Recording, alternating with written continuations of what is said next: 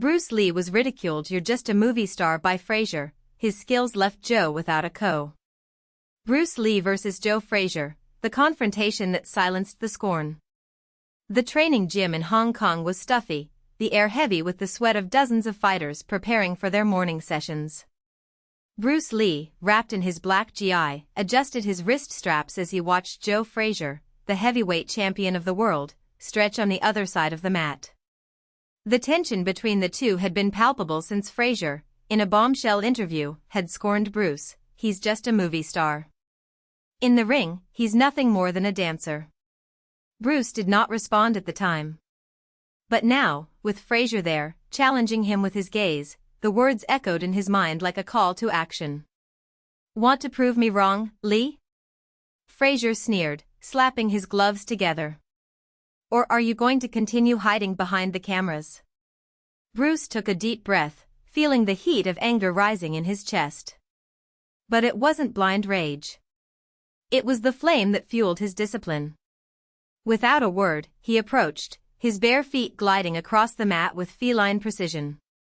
"You talk too much, Joe. And men who talk too much often forget to act." Frazier laughed, a throaty, arrogant sound. "Then show me what you know, dragon. But don't cry when I knock you down." The first blow came quickly, a straight right, powerful, loaded with the weight of a champion. Bruce dodged it with minimal movement, as if the punch had passed through him like a breeze. Frazier frowned in surprise. He was not used to seeing opponents dodge with such fluidity. "Is that all you have?" Bruce teased, turning his body to avoid a left hook. "I thought you were faster." Furious, Frazier advanced, throwing a sequence of punches, right, left, an uppercut that could knock down a wall. Bruce moved like water, flowing between blows, anticipating each movement before Frazier even completed them. The boxer, accustomed to dominating opponents with brute force, found himself frustrated by his opponent's speed and precision. "Stop dancing and fight." Frazier growled, throwing a low kick, a dirty move outside of traditional boxing, but one that caught Bruce off guard. Frazier's leg connected with his thigh, causing him to take a step back. Bruce smiled. "Now we're speaking the same language." What followed was a brutal exchange. Frazier, realizing that pure strength would not be enough, began mixing boxing strikes with kicks and knees, trying to catch Bruce at his own game. But Bruce wasn't just fast, he was adaptable. Frazier's every move was analyzed, every pattern identified. When the boxer tried a right cross, Bruce ducked and counterattacked with a side kick to Frazier's ribs, making him grunt in pain. "That hurts," Frazier gasped, stepping back. "Pain is just information, Joe. It tells you where you are weak." Bruce advanced, giving no respite. "And you are weak in arrogance." Frazier tried to recover, throwing a wide punch that Bruce blocked with his forearm, followed by an elbow to the boxer's chin. The impact sent Frazier staggering, his eyes glassy. He shook his head, trying to clear his vision, but Bruce was already there, twisting his body for a roundhouse kick that connected with the side of Frazier's head. The heavyweight champion fell to his knees, blood pouring from his split lip. The entire gym held its breath. Frazier looked up, his pride hurt more than his body. You're good," he admitted, spitting blood on the mat. Bruce held out his hand. "And you are strong. But strength without technique is like a hammer without a target. Impressive, but useless." Frazier hesitated, but eventually accepted help to get up. "I was wrong about you, Lee. We are all wrong sometimes," Bruce replied, letting go of the boxer's hand. "The important thing is to learn from it." In the following days, news of the confrontation spread like wildfire. Frazier, in interviews, not only recognized Bruce's talent, but became one of his biggest advocates. "The guy is a genius. If he had been born 20 years earlier, he would have been the greatest fighter of all time." Bruce, in turn, never sought fame for that victory. For him, the real triumph was not in silencing a critic, but in proving to himself that his philosophy, "Be water, my friend," was more than words. It was a way of life. And so, between punches and lessons, the movie star left the scorn behind, transforming it into respect. Not with anger, not with unnecessary violence, but with the precision of a master who knew exactly when and how to strike. End. The legacy of water. The months that followed were deceptively quiet. Bruce Lee, now with the weight of recognition on his shoulders, dove even deeper into his training. It was no longer just about martial arts, it was about philosophy, about turning every movement into an extension of thought, every breath into an affirmation of existence. His dojo in Los Angeles, the Jun Fan Gung Fu Institute, became a point of pilgrimage for fighters, actors and even philosophers seeking to understand the man behind the legend. But not everyone viewed his rise favorably. One man in particular watched from afar, with cold, calculating eyes. Victor Kwan, a traditionalist Wing Chun master, did not accept that a westernized person like Bruce was distorting the sacred teachings of his art. For Kwan, Bruce was nothing more than a charlatan who had sold himself to show business, a traitor to the lineage that Ip Man, his former master, had entrusted to him. And he was determined to prove it, not with words, but with blood. The first attack came subtly. One of his most promising students, Li Wei, showed up at Bruce's dojo with a friendly proposal, a challenge between schools, an exchange of techniques to honor tradition. Bruce, always open to dialogue, accepted. But on the appointed day, when the two met at a neutral gym, Li Wei did not come alone. 3 other fighters accompanied him, all with stony expressions and suspiciously bandaged fists. "This isn't an exchange of techniques," said Bruce, without changing his tone of voice. "It's an ambush." Li Wei smiled, a smile that didn't reach his eyes. "Tradition cannot be defended with words, Li. If you are truly a master, prove it." The first blow came quickly, a low kick that Bruce deflected with a fluid movement, like water running through his fingers. But the other 3 were already on him. What followed wasn't a fight, it was a lesson. Bruce didn't fight back with fury. He didn't scream, he didn't swear, he didn't lose control. Instead, it moved as if it were dancing, anticipating each attack before it was even launched. A punch from Li Wei was deflected with a flick of the wrist, causing him to spin and lose his balance. A high kick was blocked with a circular movement that redirected the opponent's strength against himself. In less than a minute, the 4 were on the ground, panting, looking at Bruce with a mixture of anger and disbelief. "You didn't fight me," said Bruce, extending his hand to help Li Wei to her feet. "They fought against their own limitations. And they lost."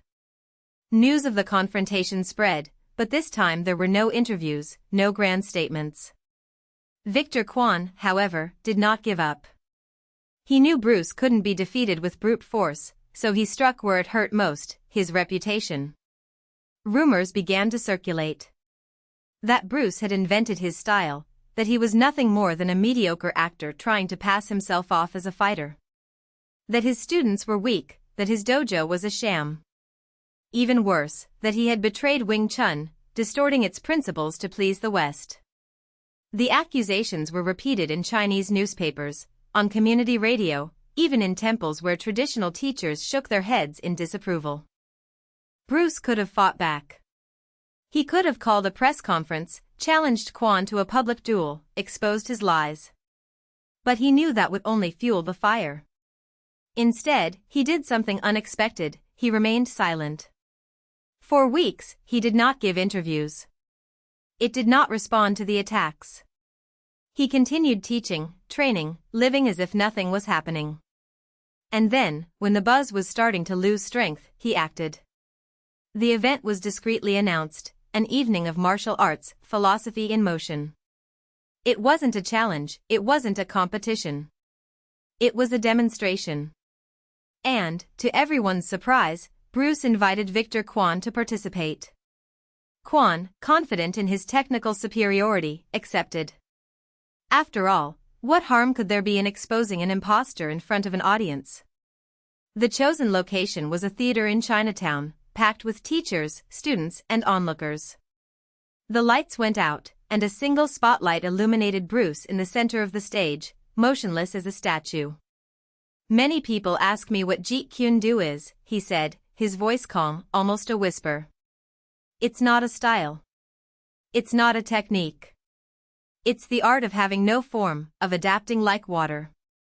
Today, I want to show you what that means.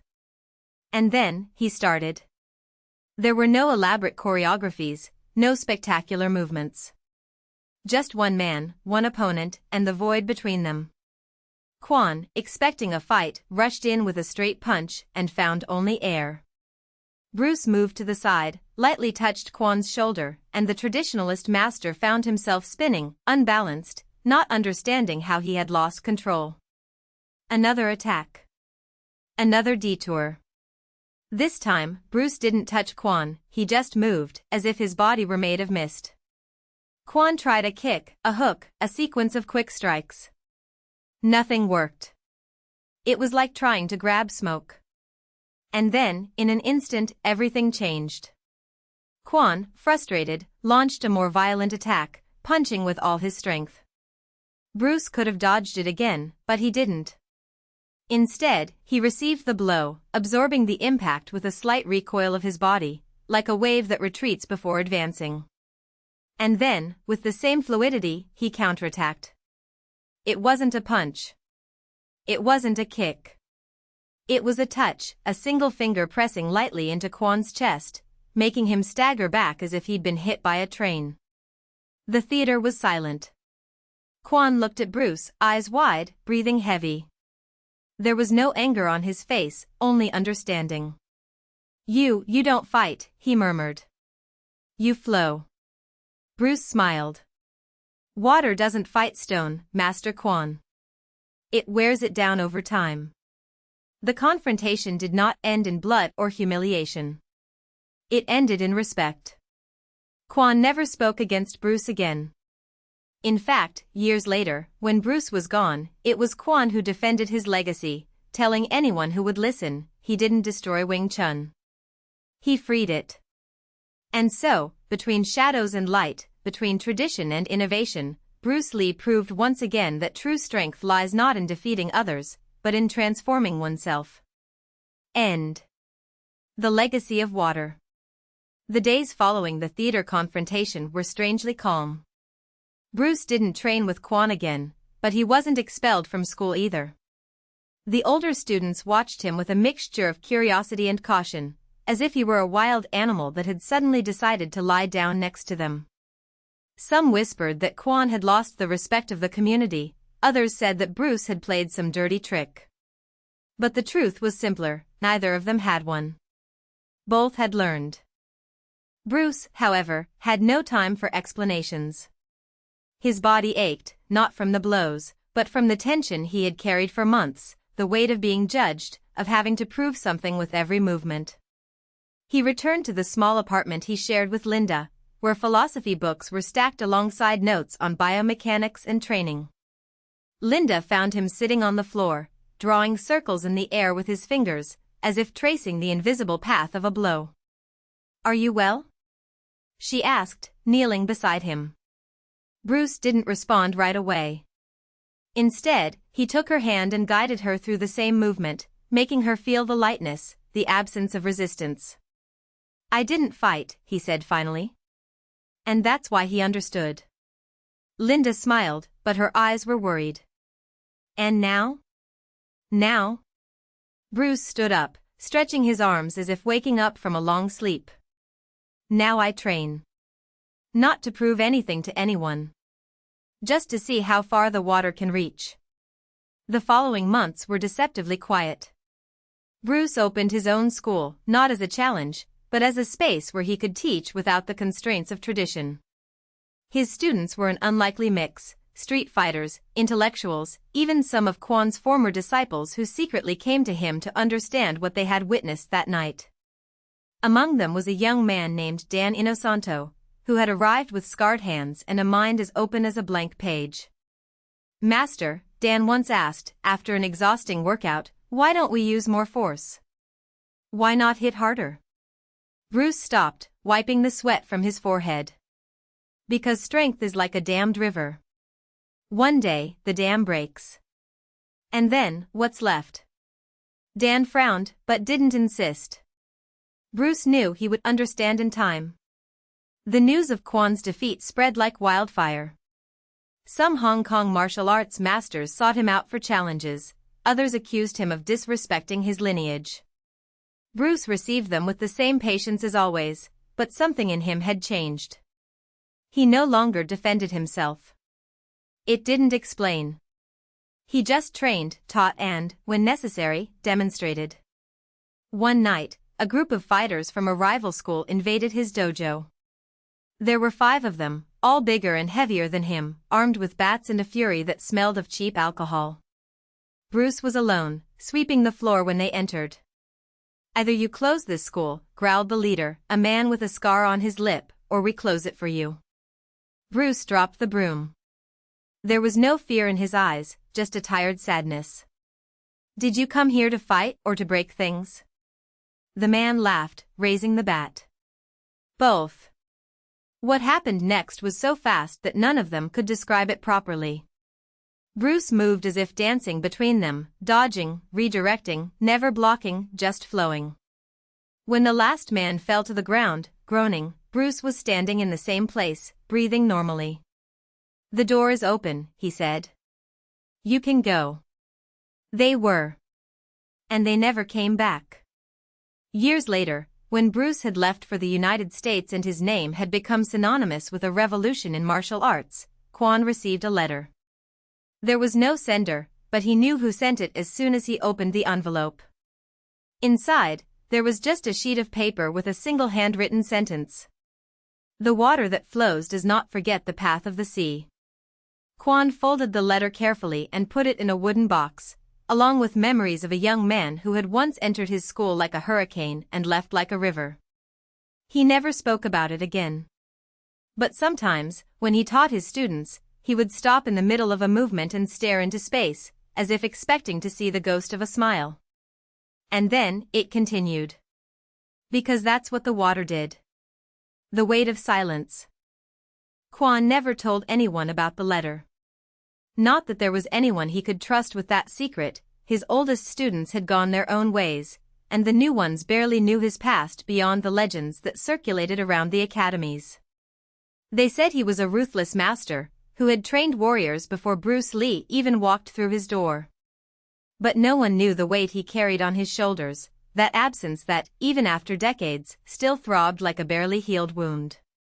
The wooden box sat in the darkest corner of his training room, hidden behind scrolls of ancient parchment and rusty swords he no longer used.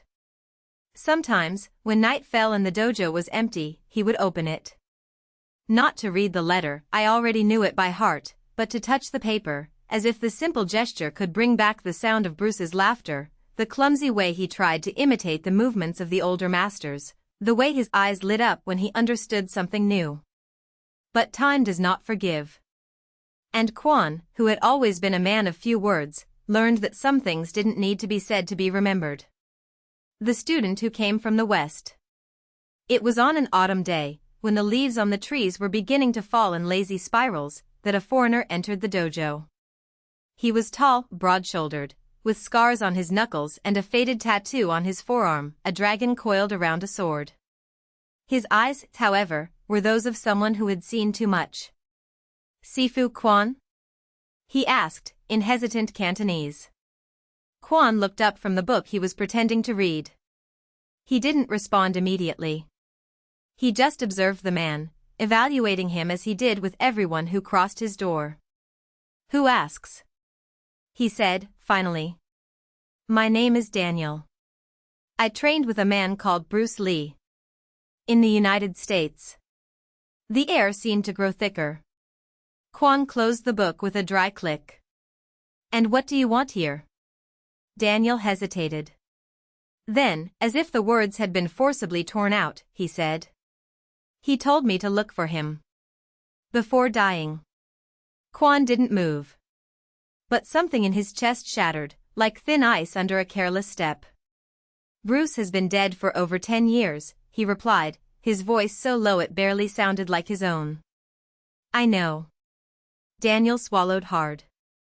"But he left something for you." something he couldn't deliver in life. Kwon closed his eyes. For a moment, it was as if time rewinded, the smell of sweat and liniment, the sound of bare feet on the mat, Bruce's voice saying, "Sifu, look what I accomplished." When he opened his eyes again, Daniel was holding a worn cloth bundle. "He said you would understand." Kwon didn't touch the package. He just nodded, as if he already knew what was inside. The Last Legacy. Inside the package, there was a notebook with a black cover, with yellowed pages and some stained with sweat. Kwon recognized the handwriting instantly, that hurried handwriting, full of scribbles and corrections, as if the words had been written in the heat of an idea. "For Sifu Kwon, who taught me that strength is not in the punch, but in the choice not to throw one." It was Bruce's diary. Not the one from the last few years, full of theories about Jeet Kune Do and training notes, but the one from the early days, when he was still just a stubborn boy, trying to prove something to the world and, above all, to himself. Kwon leafed through the pages slowly. There were drawings of movements, notes on philosophy, loose phrases that Bruce had copied from ancient masters. And then, almost at the end, an entry dated just a few months before his death. "Sifu, if you ever read this, know that I will never forget what you told me that day, when I wanted to give up. Water doesn't fight stone. It contours it, wears it down, transforms it. I took that for everything. For martial arts, for films, even for fights with producers who didn't understand what I wanted to do. But sometimes, when I'm alone, I wonder if I should have come back. If not, I should have shown you what I did with what you taught me. But I think you already know. Because the water always finds the sea, right?" Kwon closed the notebook. Outside, the wind shook the trees, and the sound of falling leaves was like an ancient whisper. The goodbye that never was. Daniel stayed for 3 months. He trained with Kwon, learned the katas that Bruce had never mastered, listened to the stories that the master told half-heartedly, always leaving gaps, as if some memories were too sacred to be shared. On the last night, before leaving, Daniel found Kwon in the empty dojo, sitting in front of the wooden box. "I'm leaving tomorrow," said the foreigner. Kwon nodded. "Are you going back to the United States?" "I go. But not to stay. Bruce left me something else. A place, in fact. A dojo he started building but never finished. I think he wanted me to take him forward." Kwon didn't respond. He just opened the box and took out the letter with the phrase about water. He folded it carefully and handed it to Daniel. "Give it to him," he said. "If I ever go there." Daniel frowned. "But, he's already dead." Kwon smiled, for the first time in years. "Water doesn't die. It just changes shape." And then, as if there was nothing left to say, he got up and turned off the lights. The river and the sea. Years later, when Kwon was no longer there to see, Daniel kept his promise. Bruce's unfinished dojo, on the outskirts of Seattle, was finished, not as a monument, but as a living place, where the walls echoed laughter and the floor still held the ghost of hurried footsteps. And on an inconspicuous shelf, next to old photos and dusty trophies, Kwon's letter was placed in a simple frame. The more curious students sometimes asked about her, but Daniel never explained. It just said, "Some things don't need words." And so, like flowing water, the story continued. No beginning, no end, just the path, always the path.